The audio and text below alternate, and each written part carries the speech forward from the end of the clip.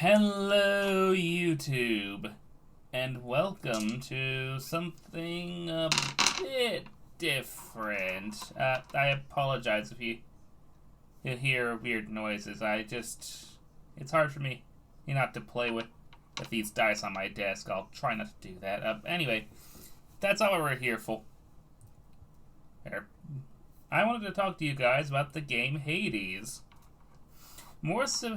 More specifically, I wanted to discuss a couple of ideas I had regarding the supportive shade. Now, the supportive shade is a background character in Elysium, more specifically in the arena where you fight Theseus and Asterius. The supportive shade is a single shade who appears to be rooting for you, Zagreus. It's not known exactly why, but that being said, there are three possibilities, and I'll start with the most likely and also the most boring one. The most likely candidate is that it really is just some rando who just thinks that Zagreus is cool, which, I mean, it's true. Zagreus is cool. But that's not why we're here. After all, while it is true that's the most likely answer, it's also the least fun. No, it's much more fun to speculate on it being someone who's actually important to Greek mythology. So with that in mind, here are two, shall we say, alternate answers for this question that nobody but me seems to have asked. Who is the supportive shade? Let's start with the less likely option, for reasons I'll explain in a bit. My original idea was that it could be the shade of Ariadne, who is definitely someone who would want to root against Theseus. One of only two people in Greek mythology I can think of who would want to root against Theseus, for that matter. If you don't know who Ariadne is, she's the girl who helped him escape the labyrinth and then fight the Minotaur. And then he just promised he would marry her, and then left her on the island and to rot.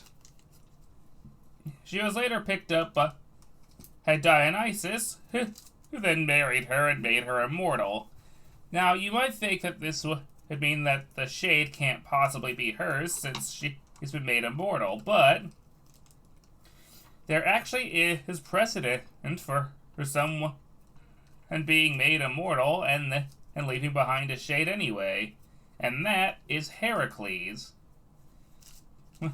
Heracles, despite literally becoming a god, actually did leave behind a shade that lingers in Elysium, and was met and talked to by Odysseus.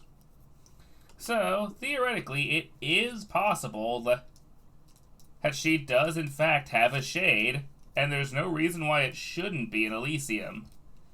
However, there is a small problem with this, that being that Heracles was a demigod, and he became a god by burning away his mortality, and that mortality is what ended up becoming his shade at Elysium.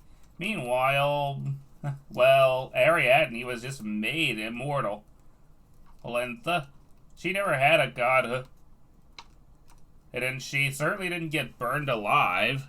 At least, it's not stated that she did. So, yeah. This is, unfortunately, unlikely. Although, it's still very cool to imagine. The second, and more likely, is that it could be Helen of Troy. Helen of Troy was certainly never made immortal, and thanks to a certain myth of Theseus and Pirithous, she certainly would have reason not to like him. He kidnapped her when she was like 12 and wanted to marry her, But of course, she wasn't of legal marrying age, so well, the original idea was just to keep her until he got to marrying age, which is a yikes. Let's not kid ourselves. That is a yikes.